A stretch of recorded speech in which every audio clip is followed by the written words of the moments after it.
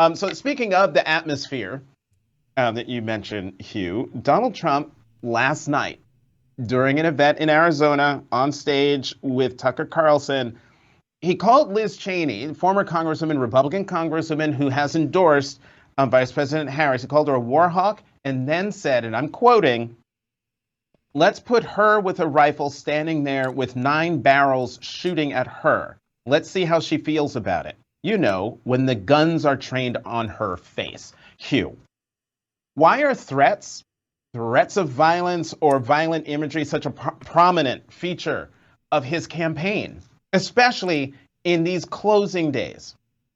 I think because he was shot in the head, Jonathan. I think the reason he is talking about violence against candidates is because he was shot in the head and a man sat in a nest, a gun nest at Mar-a-Lago, I think it was Mar-a-Lago, maybe it was the other one, Doral, trying to kill him. So we've had 2 assassination attempts in this election cycle. And yet they continue to use, and they include my friend Liz, fascist talk, the sort of incendiary rhetoric that leads to getting a presidential candidate shot in the head. So I think it is unfortunate that he went that far, but I also believe, I think I understand how someone who's been shot at and hit once has got it on his mind. And I think it's deplorable that we're calling a regular Republican who's not, my kind of Republican. I'm a Rob Portman, Gerald Ford Republican, a fascist. He's not a fascist. It's stupid. It's crazy and it's incendiary, and it should stop everywhere. And I wish that Kamala Harris would have asked for that months ago. Ruth, just before I give you a chance to answer, I should point out that Donald Trump's violent rhetoric predates the 2 assassination attempts. Also, it's not just, it's his former chief of staff, Marine General Kelly, who called him a fascist, his former Joint Chiefs of Staff, who has issued major dire warnings about his former boss. So this isn't just coming out of nowhere, and it's not the fault of Democrats or the vice president. Ruth, your reaction to what Donald Trump said in Arizona? This kind of rhetoric is completely unacceptable. So I actually have the context in which this piece of garbage, Jonathan whatever, is trying to paint, and clearly Hugh Hewitt never saw it because he would have been outraged. He's gonna get outraged, and rightfully so, but he would have called him on the carpet right then and there. But clearly he didn't see the real footage. But fortunately for you, I actually saw the real footage of what President Trump said about that goblin, Liz Cheney. Here is what former President Trump said about Liz Cheney. She's a radical war hawk. Let's put her with a rifle standing there with 9 barrels shooting at her, okay? Let's see how she feels about it. When the guns are trained on her face. They're all war hawks when they're sitting in Washington in a nice building saying, oh, gee, let's send 10,000 troops right into the mouth of the enemy. But she's a stupid person. That is the context. He's saying, hey, it's really easy for her sitting in Washington to send your sons and daughters off to war. I wonder what would happen if the guns were trained on her face. That's what he was talking about. He's not talking about a firing squad. He wasn't talking about let's put her in front of a firing squad and let's shoot her in her face. That wasn't happening. He's saying she's a war hog, and she doesn't give a crap about your sons and daughters going off to war so that they can get fat and rich on the blood of your sons and daughters. And by the way, I give them no out. I know they know that context, but they have to say it anyway because they know that their viewers are never going to hear the other side. Good God. And it's dangerous. And as Hugh points out, and I think acknowledges, the person who should most understand the dangerousness of this rhetoric and has thrown it back and actually unfairly blamed Democrats. Unfairly blamed Democrats that call him a threat to democracy, a threat to your way of life. He is a fascist. Is he a fascist? Yes, he's a fascist. It was a reenactment of the 1939 Nazi rally. But that's not incendiary. AOC says it was a rally of hate where you had everyone from every walk of life, every American, black, white, green, brown, yellow, Palestine, Jew, everyone there enjoying themselves, having a good time. It was a rally of hate.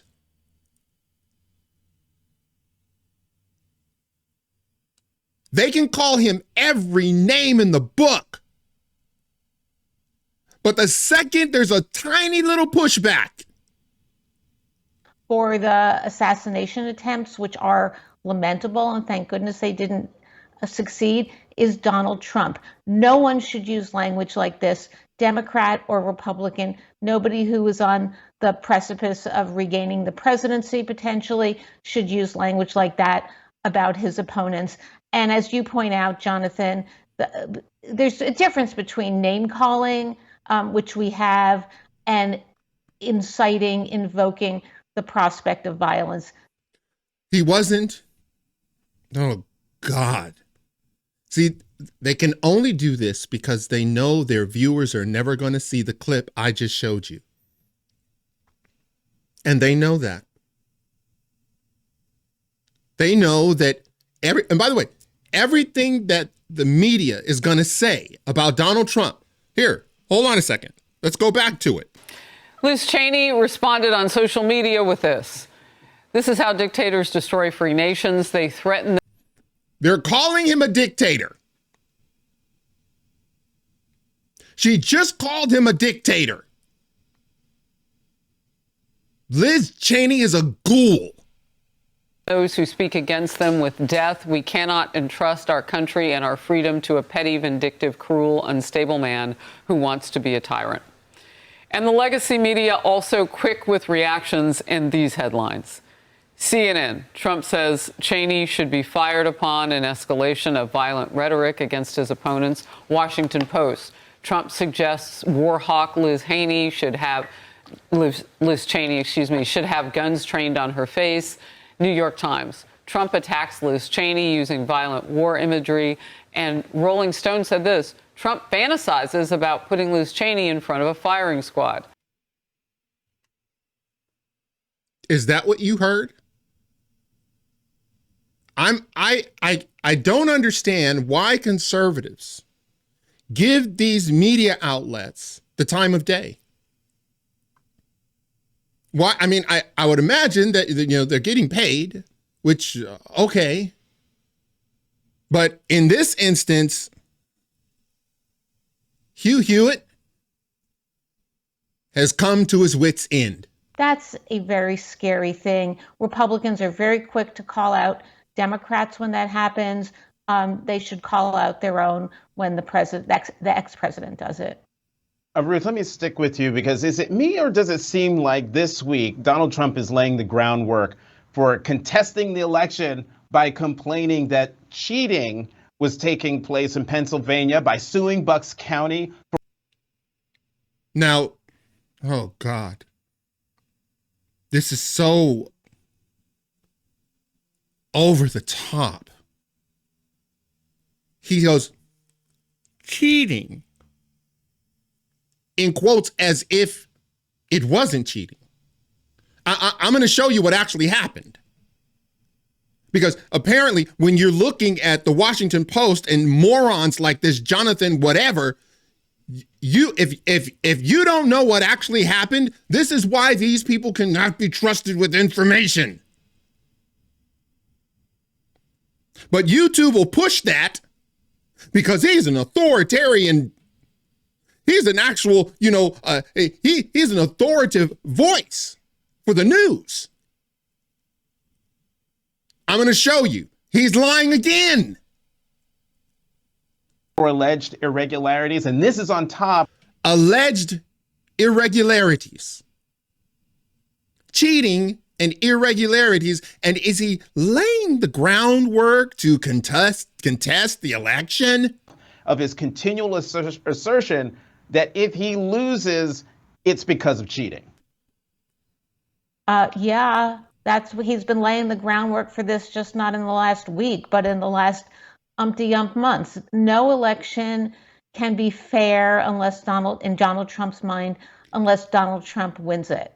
And I think we are going to see him both rev up his supporters to contest elections outside of courtrooms and go to every courtroom he can in America where it's relevant to make whatever arguments he can, no matter how far-fetched. We saw Jonathan, I've got. However far-fetched. Oh, God.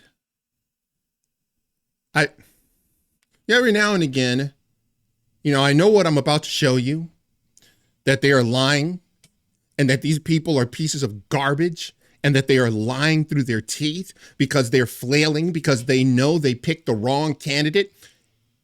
They are lying through their teeth that somehow, allegedly, there was cheating. Allegedly, there was irregularities. Allegedly, what are you talking about allegedly?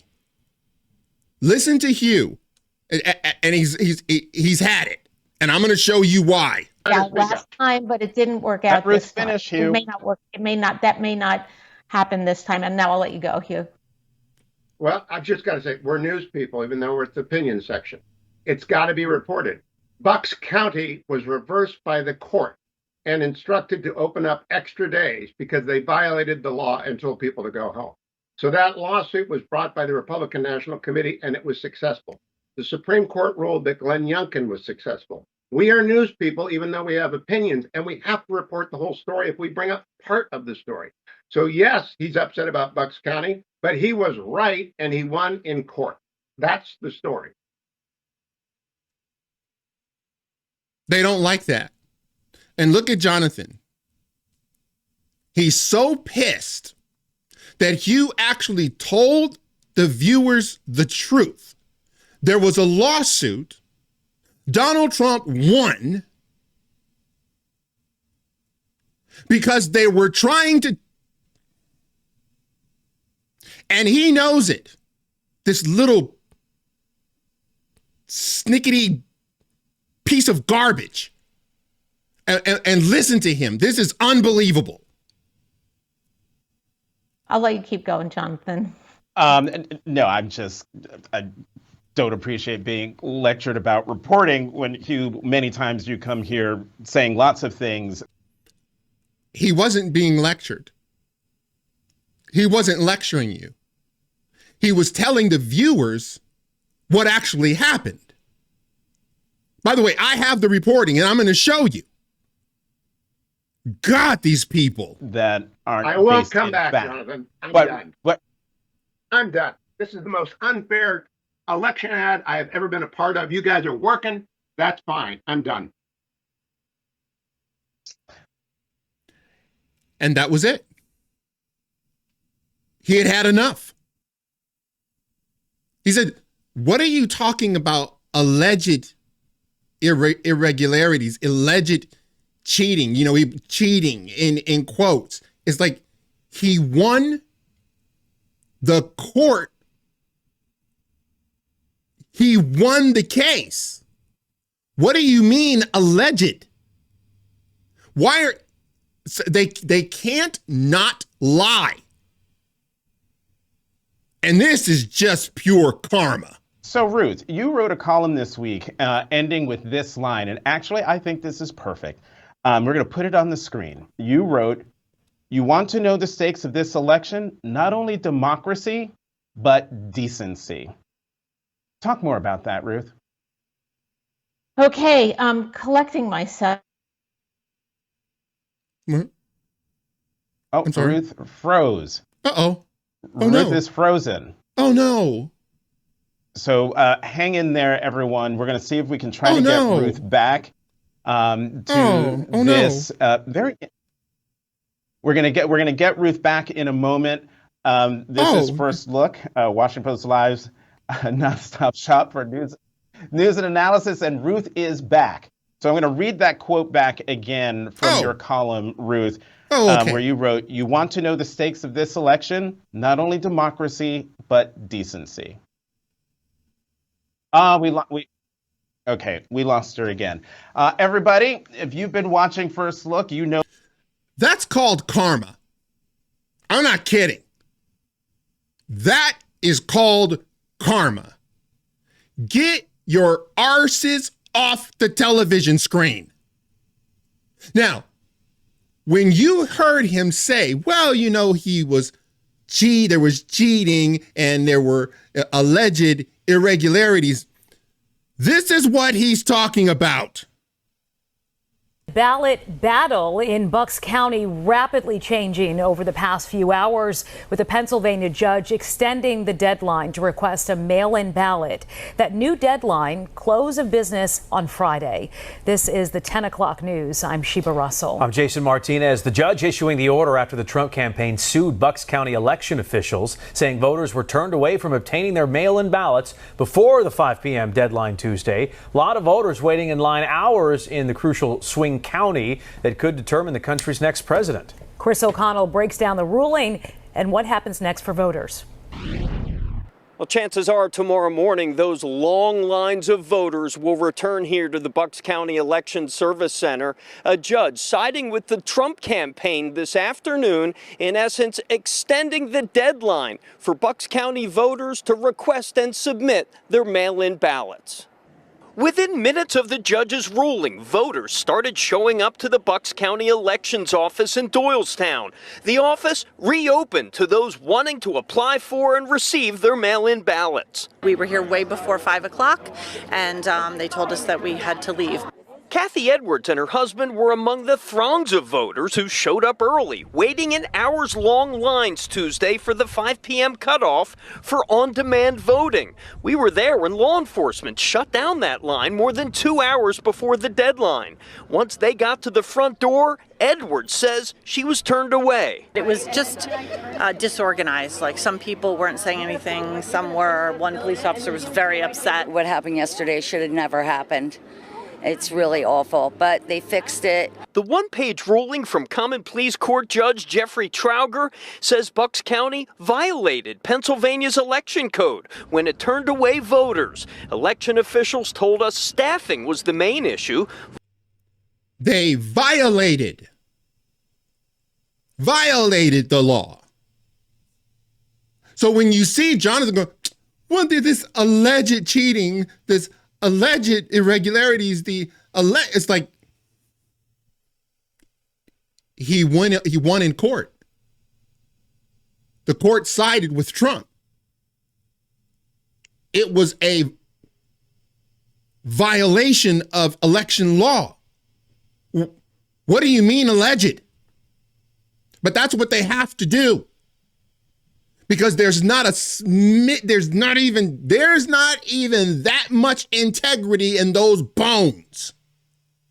Voters showing up tonight say it was the right decision. Saw the lines going out the door and around the block the past few days, and people stand in line for hours and hours. I couldn't make that time commitment, but so I saw this and thought I could beat the line and was in and out in like 20 minutes. My mom's currently in hospice, so I wasn't sure where I was going to be able to be on Tuesday. I hadn't been able to get to the few days before, so I'm very grateful to have the opportunity to do it now and get it done. In a statement, Bucks County elections officials say they will comply with the court's ruling and said they thank the election staff for their professionalism, and we ask voters to extend them consideration, understanding, and kindness heading into Election Day. Now, with a new deadline looming, some advice from a fellow voter. Could have gotten it done early. Come on, stop procrastinating. So it's only Bucks County voters who want to get their ballot, fill it out, and put it in a drop box. They must do it at an election service center either Thursday or Friday before 5 p.m. So Trump wins. The county was found having violated the law. And the Washington Post, Jonathan, whatever his name is, says these alleged irregularities. It's like, that's what pissed Hugh off. And that's what made him rage quit.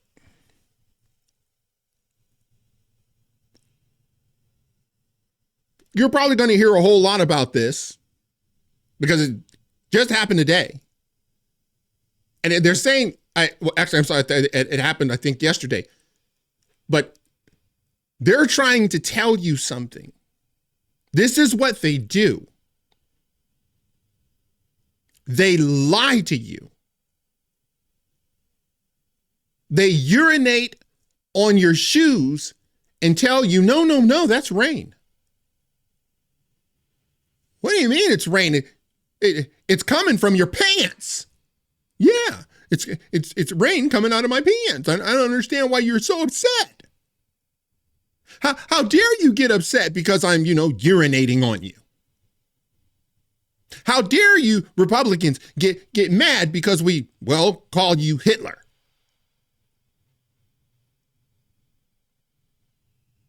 I don't understand why these so-called Trump supporters are so upset because just because the president of the United States call them pieces of garbage.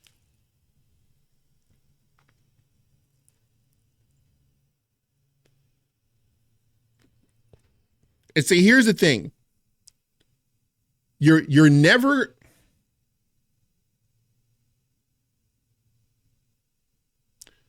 when you're talking about mainstream media, you are talking primarily about opinions. You're not talking about the news. In fact, if you really want the news, you kind of have to go to your local affiliates. Because if you go to cable, you go to the Washington Post or the New York Times or even the Wall Street Journal, you're getting opinion. That's all you're getting. You look at CNN, you're getting opinion. And this is egregious.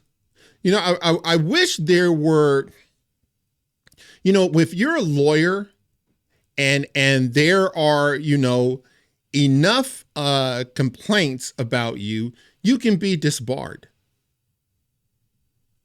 You can lose your license because there are a number of things you can do to get sanctioned and to actually lose your license. I think that we should do that for journalism. Because until there's actually a price to be paid for lying, they're going to continue to do it. Like there has to be some sort of mechanism that we should put in place that if you're just going to go out there, we're not talking about making a mistake. See, Jonathan wasn't making a mistake. That's called propaganda. That's called trying to win an election. And when you saw Hugh Hewitt stand up, rip that earpiece out of his ear and go, you know what? Fine. Don't have me here anymore. He wasn't lecturing him.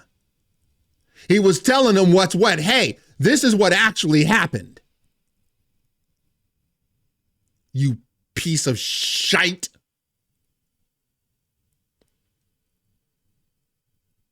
Let's see here. This stuff just gets me so, I swear, man. So then we have this from the New York Post. Joe Rogan shoots down Kamala Harris' podcast interview over campaign's demands. See, now she's lamenting the fact that she didn't go on the Joe Rogan, and so they're trying to spin it like somehow, some way, Joe Rogan did it. Joe Rogan didn't do it. Look at this. They, the Harris campaign, offered a date for Tuesday, but, quote, get this, I would have had to travel to her, and they only wanted to do an hour. The only reason they wanted that, because they didn't want it to be on neutral territory. Joe Rogan is neutral territory. He's not corporate. The only axe to grind that he has is he's a citizen of the United States.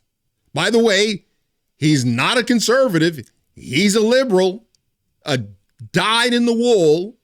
I'm voting for JFK Jr., liberal. But he doesn't adhere to their woke ideology and the DEI catastrophe.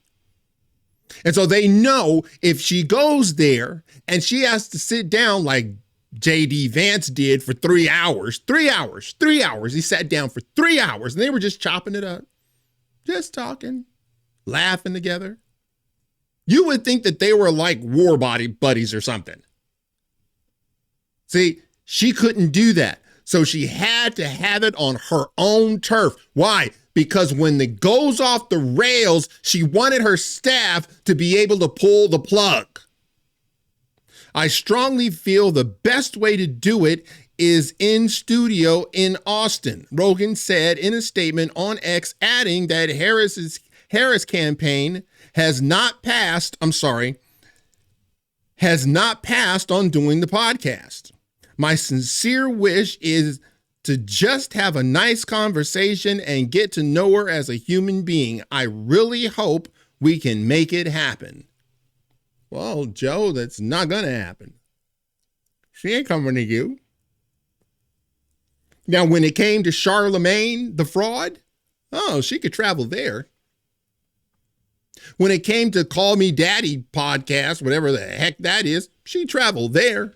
When it came to Howard Stern, she traveled there. When it came to The View, she traveled there. She can travel everywhere, but not Joe Rogan.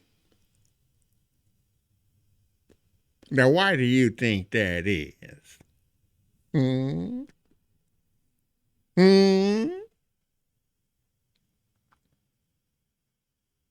I hope, and I'm not kidding.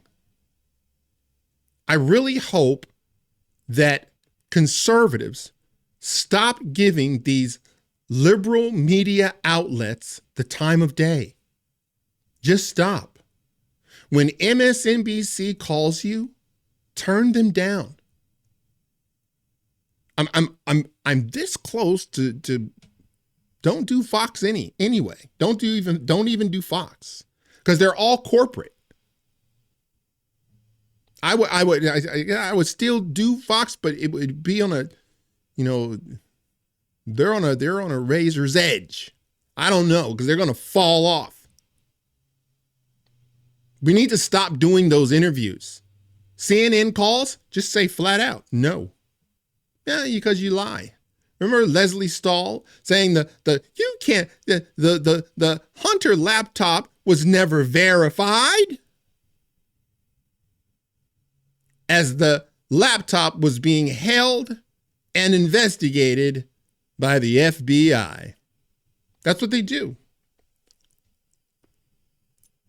And you're supposed to just sit there and take it with a grin. As my mom would say, you're supposed to just grin and bear it. Well, none for me, thanks. None for me. From the New York Post, Pennsylvania County GOP receives bomb threat 2 months after a leader was swatted. Now, for those of you who don't know what being swatted is, it's pretty much attempted, deletion of a human being, removing that human being from the planet. Because here's what they do. They call the police, they give them your address and say something dire is happening. They heard gunshots. Someone's yelling. And the police, of course, get the call. And they run up there. And they burst in, not knowing what's going to happen. And imagine you don't know the police are coming. All you're doing, you're sitting down with your spouse watching Jerry Seinfeld. They come bursting in with guns. You go berserk. What the heck is happening? And they unload. That's what swatting is. These god-awful people. The local GOP in the critical Philadelphia suburbs received a menacing bomb threat just 10 days out from Election Day. The Pennsylvania State Party confirmed the Montgomery County Republican Committee's headquarters got a threatening voicemail at 11:07 a.m. Saturday.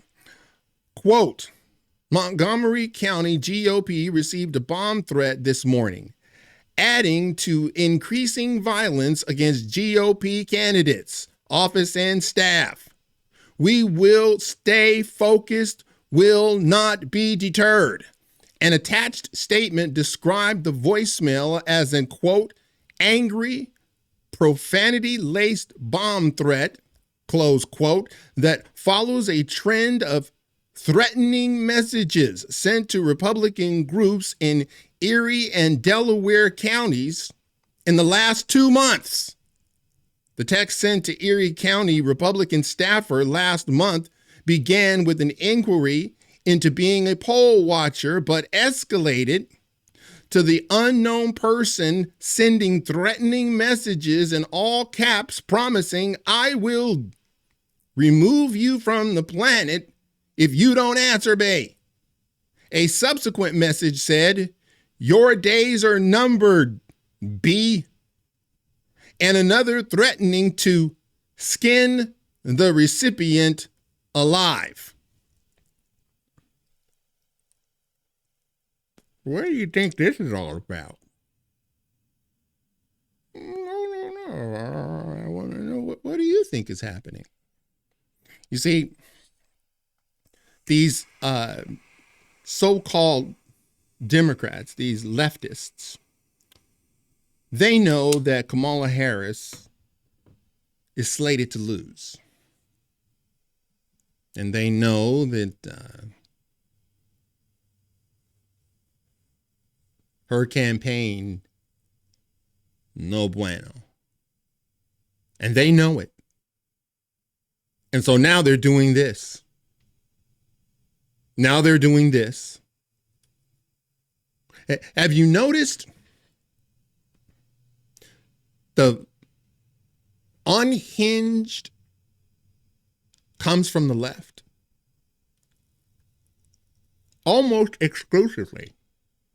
I'm sure that there are people on the right that do that, but this is just over the top. Because they're mentally unstable. Now, some of you are probably thinking, still, you don't know that. You don't know anything. You can't say that they're unhinged or they're mentally unstable just because they're, sending threats like that. Here, because take a look at this. Columbia Magazine.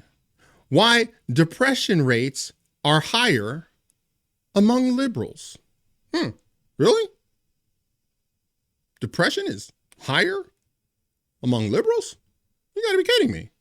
What does this say? American adults who identify as politically liberal have a long reported lower levels of happiness and psychological well-being than conservatives.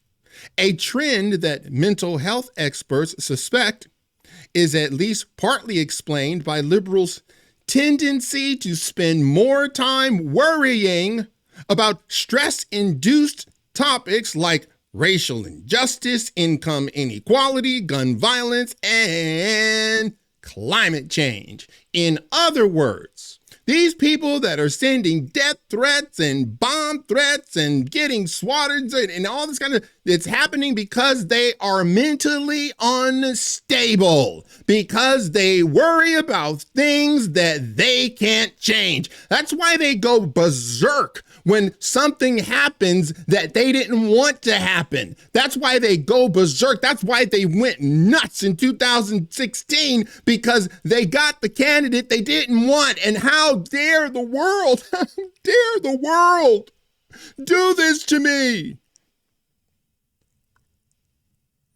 Because they worry about everything that they can't change. You say, hey, Stu, you don't know that. Yes, I do. I didn't see conservatives dyeing their hair purple when Clinton was elected. I didn't see conservatives dyeing their hair pink when Barack Hussein was elected, even after he decimated the middle class. You didn't see Republicans walking around with purple hair, did you? That's because, well, we're not mentally unhinged. Because we know this. Now, some of you don't get it, so I'm going to make this, I'm going to make this as clear as humanly possible. You see, most conservatives have a religious background. And within the Christian ethos, worrying is forbidden. Oh, you didn't know that. You see? Well, that's why I'm here, to show you. Now, just in case you don't really get it, take a look at this. This is from Philippians. Do not be anxious about anything, but in everything by prayer and supplication with thanksgiving, let your requests be known to God. And the peace of God, which surpasses all understanding, will guard your hearts and your minds in Christ Jesus. You see, that's in the ethos of Christianity. This is like one of the first things you learn as a Christian. You learn this as a babe in Christ, that the worrying is left. It doesn't stop there. Hold on a second. Look at what Jesus said. Matthew 6. Therefore, I tell you, do not worry about your life, what you will eat or drink, or about your body and what you will wear. Is not life more than food, and the body more than clothes? Look at the birds of the air.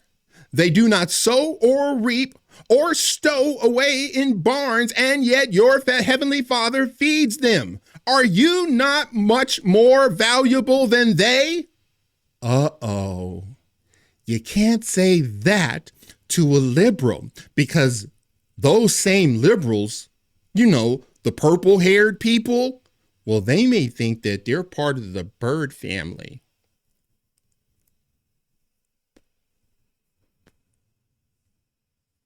You see, Jesus told you point blank, you're worth more to God than animals.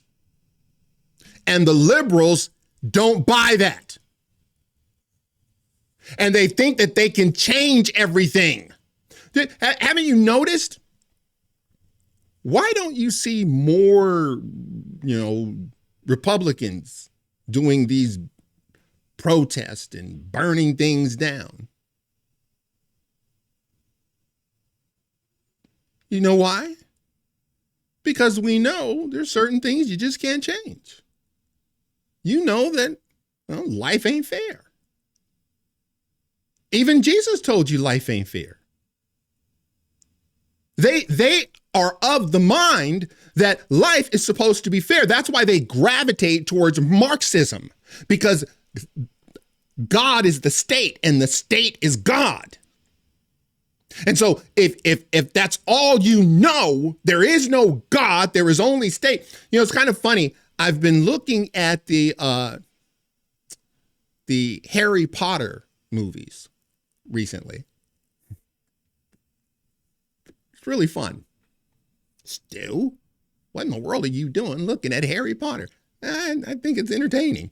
Anyway, there's one instance in which I believe it's in the Sorcerer's Stone that Voldemort tells Harry Potter, there is no such thing as good and evil. There is only power and those willing to take it. That's the left. That's the left. The only truth is power.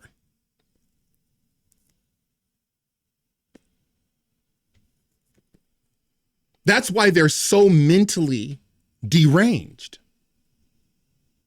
They really believe that they can just get what they want. Here, it don't stop there. 1 Peter, look at this. Give all your worries and cares to God, for he cares about you. See, in Christianity, in that community-oriented place, we are taught, trained, some would say discipled to not worry. And by the way, and if you're a Christian out there and you're watching, you know how hard this is to pull off. Because why? Because you're caught worrying about not worrying. Because you can start worrying, I gotta stop worrying. I gotta stop worrying. It's hard to do. You know what Jesus said in another passage? It rains on the just and the unjust. In other words, life ain't fair. You see, we know that because most conservatives are kind of religious. Most of us. Not all, but the vast majority of us are. And so there are certain things that we don't trip about. That's why you don't see us dyeing our hair purple when the opposite party wins an election.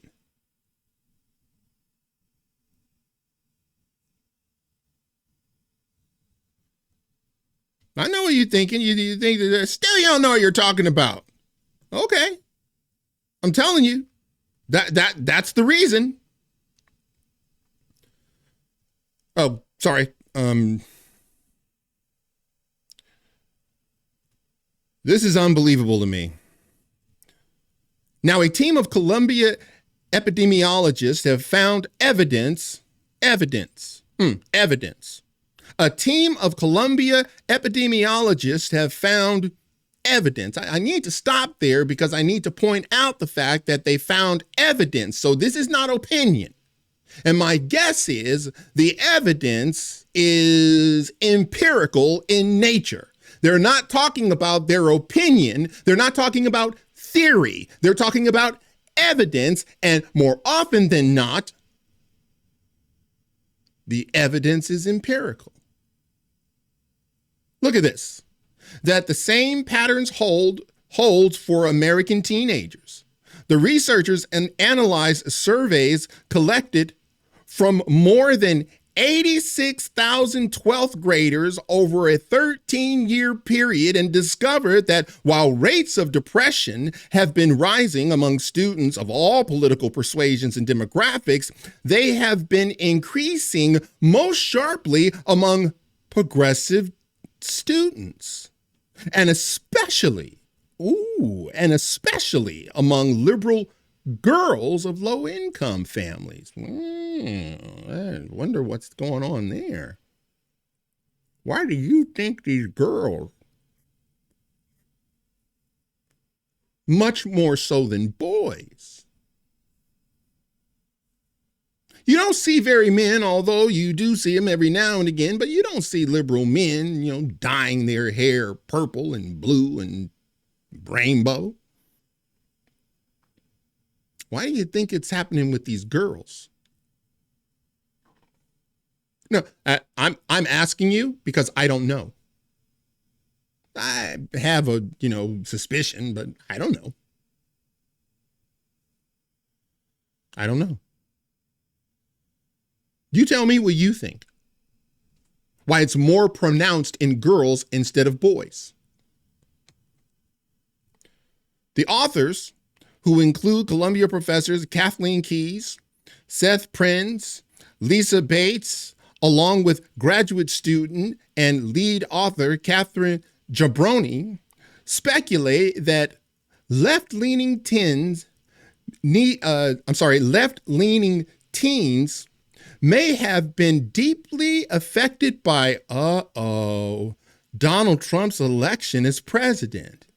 The U.S. Supreme Court's subsequent lurch to the right, rising socioeconomic inequality, and worsening political polarization. Once again, all of the things they can't control.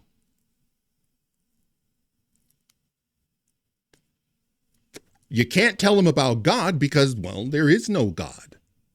There's only the state, which is why they are transfixed on commandeering the state. Do you know George Orwell, 1984? You know how he defined fascism? One word. He used one word. Bully. That's how he described it. In one word, he says it's bullying. Fascism just says you got to do it because we told you to do it. We don't care if you believe it or not. Just do it. Men could get pregnant and you have to adhere. And you just better adhere. And you can't go over there anymore. You have to stay here. See, they're trying to control stuff that they can't control. This is why they're reverting to racism. This is why they're reverting to segregation. Because since they can't control racism, because somehow, some way they thought they could, they just figured, okay, well, we're just put all the black people over there, white people over there, Chinese people over there. That's why there's segregation now in these college campuses. That's why they do that. Because since they can't control it, they're just trying to segregate it. Okay, well, let's just, everybody goes to your corner.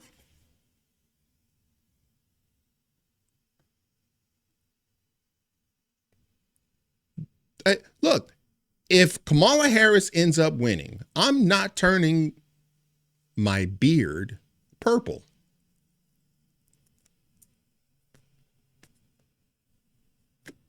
That's not going to happen. And my guess is J.D. Vance is not going to turn his hair pink.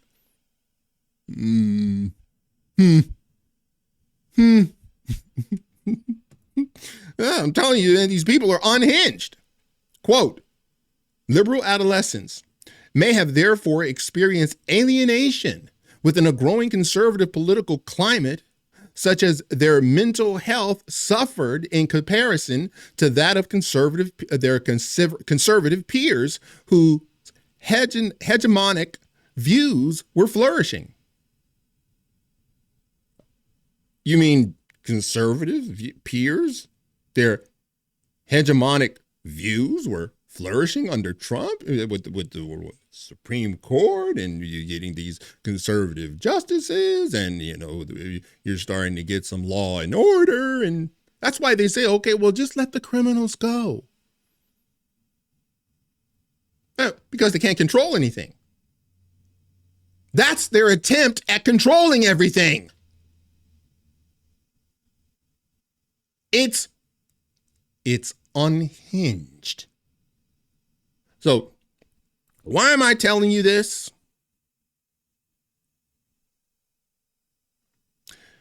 Because things like this, the Pennsylvania GOP statement listed off a number of other recent threats, listed off a number of other recent threats, like protesters forcibly entering Delaware County Republican headquarters and threatening to off staff earlier this month, and an anonymous letter sent around to multiple GOP-connected individuals that threatened, should your candidates win, we know where you live.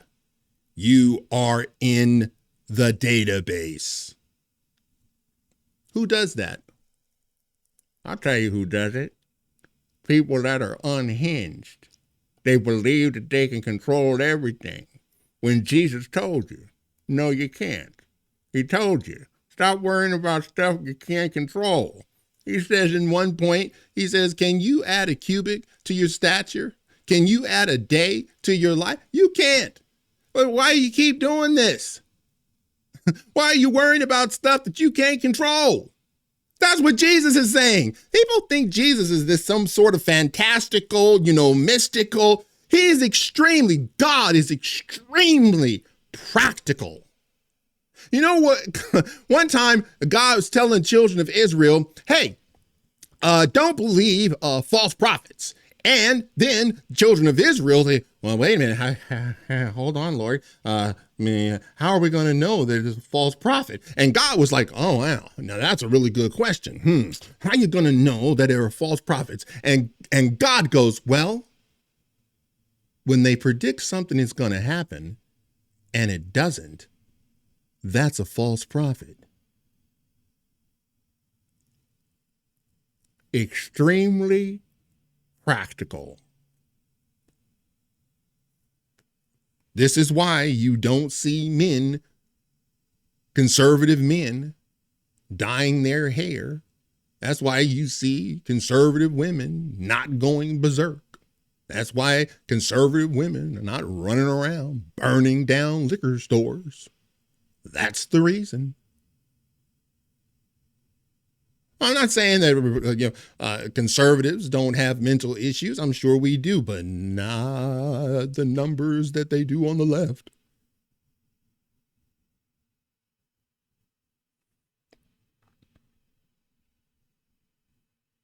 It's unbelievable.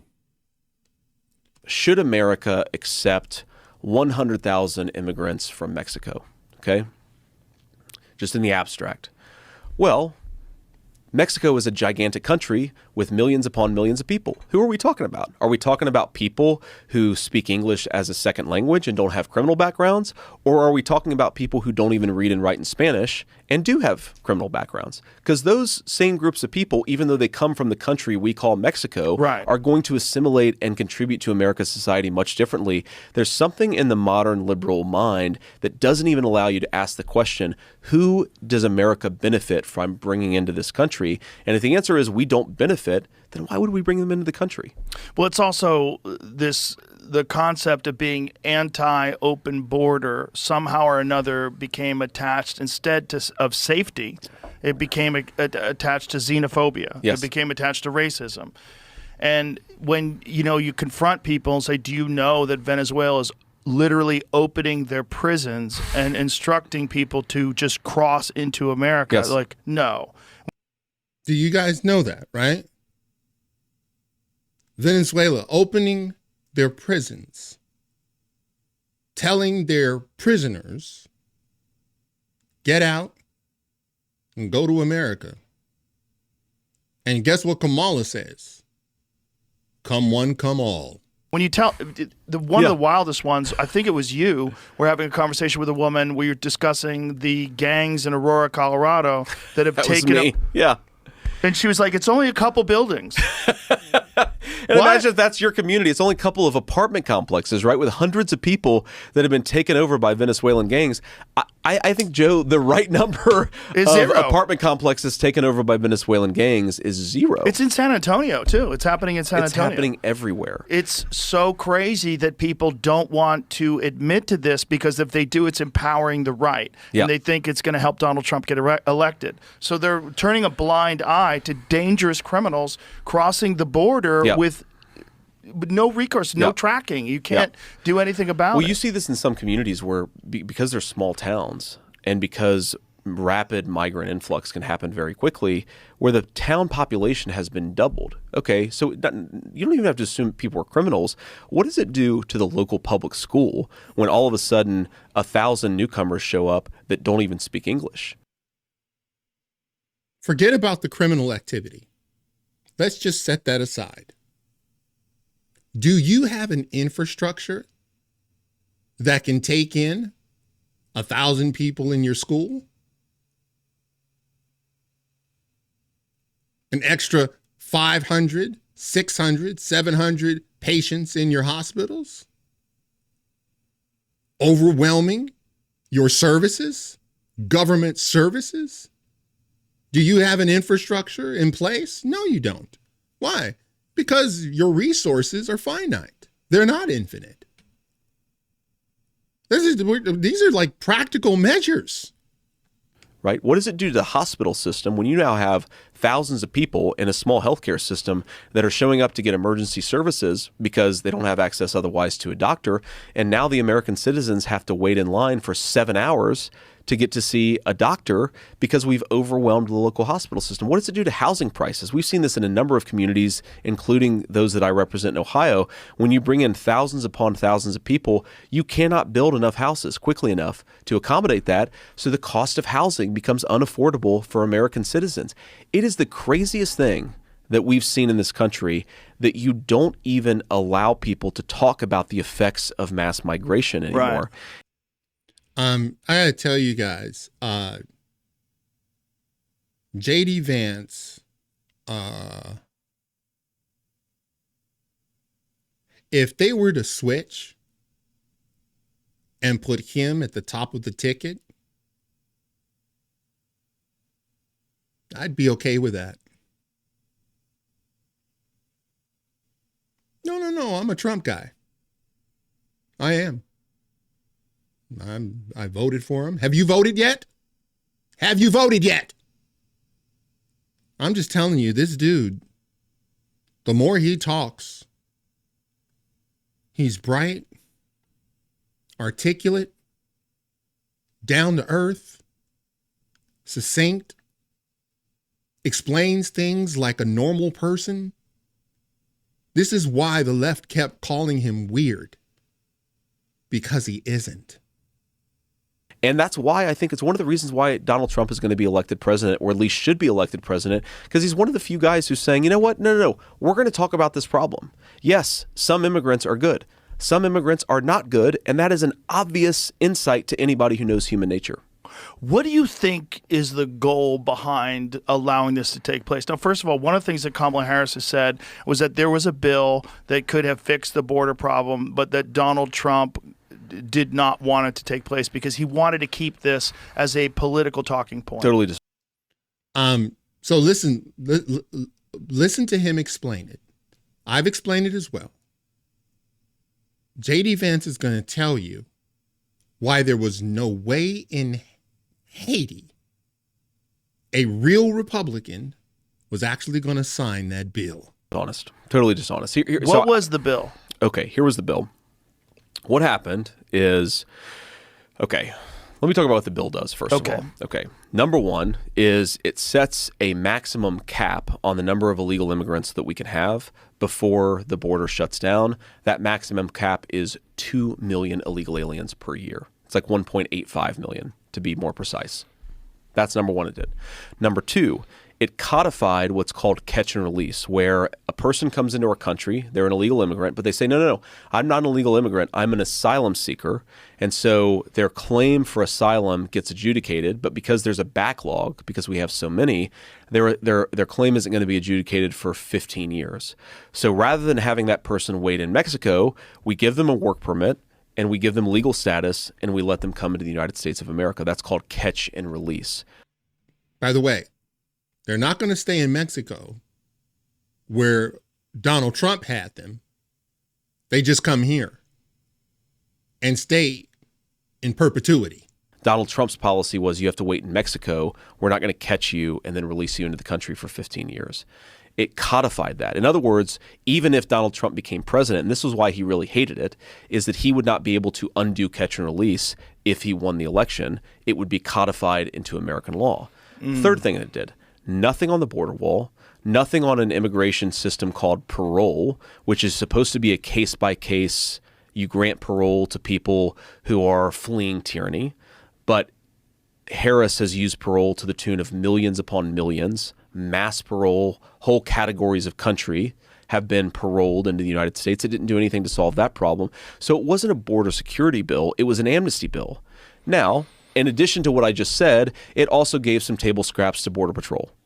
And that is what allows them to hinge onto that one thing and to say it's a border security bill. No. It was a mass amnesty bill. It would have made the border problem 10 times worse.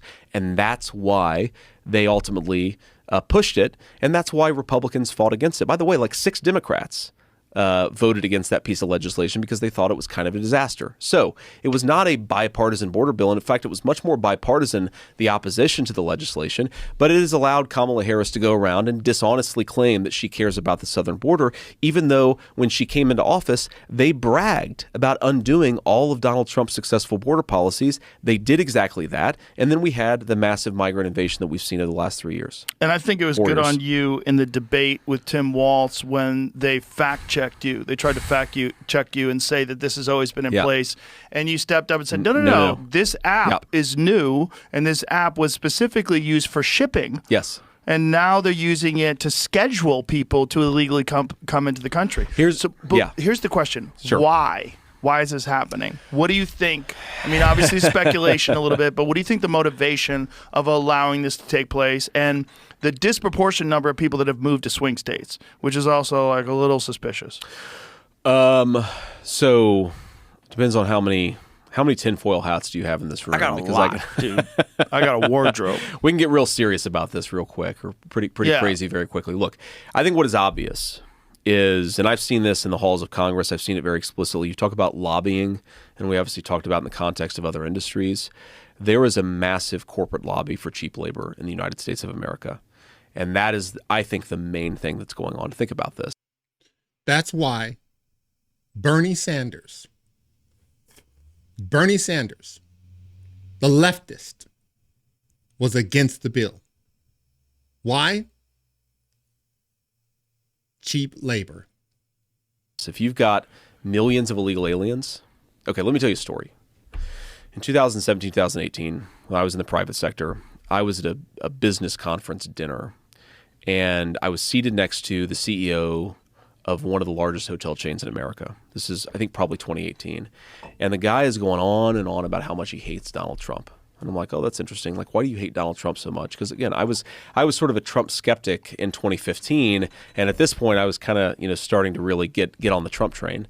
And he said, well, the reason I hate Donald Trump, he says, is because Donald Trump's border policies have cut down the number of illegal immigrants. And because I can't pay illegal immigrants under the table anymore, I have to pay American workers, and they want much higher wages. And I was like, this guy just admitted it. I was like, holy shit, this guy just admitted it. Now, a crime. That is like straight up monopoly man evil shit that this guy admitted to. And I was like, my wife, who's very apolitical, she was actually at the dinner with me, and she's like, come again? You just said you don't want Americans to get decent wages. Like, that is the best argument for Donald Trump's immigration policy, is that American workers are getting higher wages, and this is why this corporate CEO hates it. So whatever the industry is, you've got a lot of people who want cheap labor, and they don't want to pay American workers higher wages. That's a big part of it. I do think there's also a power dynamic to it. In particular, I think Kamala Harris and the Democrats, they want to give these millions upon millions of illegal aliens the right to vote. They want to legalize them. They want to make it easier for them to participate in our elections. And that means fundamentally the end of American democracy. Because you're talking about 25 million people here. If Kamala Harris gives 10 million of those people legal status and allows them to vote in American elections, then, say 70-30 they go Democrat, Republicans will never win a national election in this country in my lifetime. And the only way to get them on your side would be the Republicans offer the same services and maybe even be more generous in letting illegals in.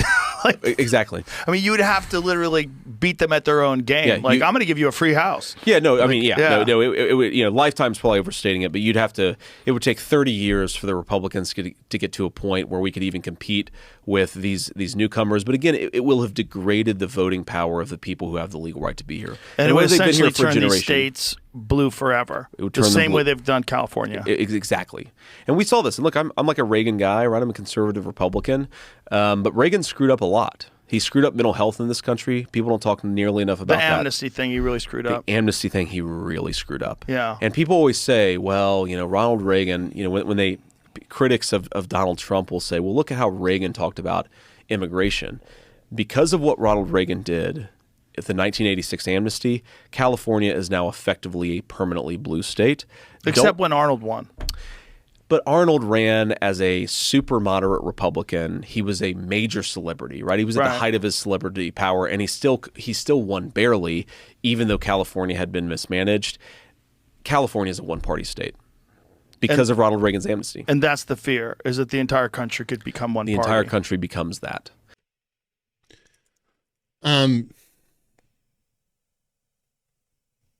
Man, this J.D. Vance character, one of the things I believe Donald Trump learned from his first 4 years is who to pick and who not to pick. I think his spidey senses were heightened. It was the one thing that even voting for him in 2016, which I did,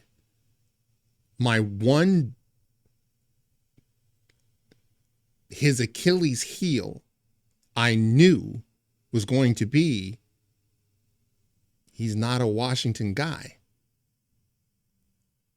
That means he doesn't have surrogates here. He doesn't have any surrogates in Washington, D.C. You just have to hope and pray that the people you hire want the country to prosper and want the citizens to prosper. And so you hope that those are and now he knows all of those people that Jonathan, that piece of shite from the Washington Post, was citing. Those are the people that Donald Trump hired. Now they're calling him a fascist. And I think he learned his lesson. And the only proof I have of that is the guy on your screen right now, J.D. Vance. And you got to love this guy's story. It literally came from nothing. And now he is potentially going to be the vice president of the United States. Man, if that's not an American story, I don't know what is. All right, guys. For those of you who would like to know what cigar I'm smoking, this is the Bone Shaker. The Bone Shaker. And let me tell you something. It shakes your bones. It's a good one. It's a Toro size. It's 6 by 56, I believe. And you can get these from your local tobacconist. But these are so consistent, but it's heavy. So you're probably going to need some meat and potatoes before you have it. Otherwise, you're going to be flat on your face. All right, guys, that's it for now. If you like this video, smash that like button and subscribe. And if you're following me on Rumble, please press that follow button. And until the next time, hey, go vote. Get it done. Don't wait for the 5th. Get it done.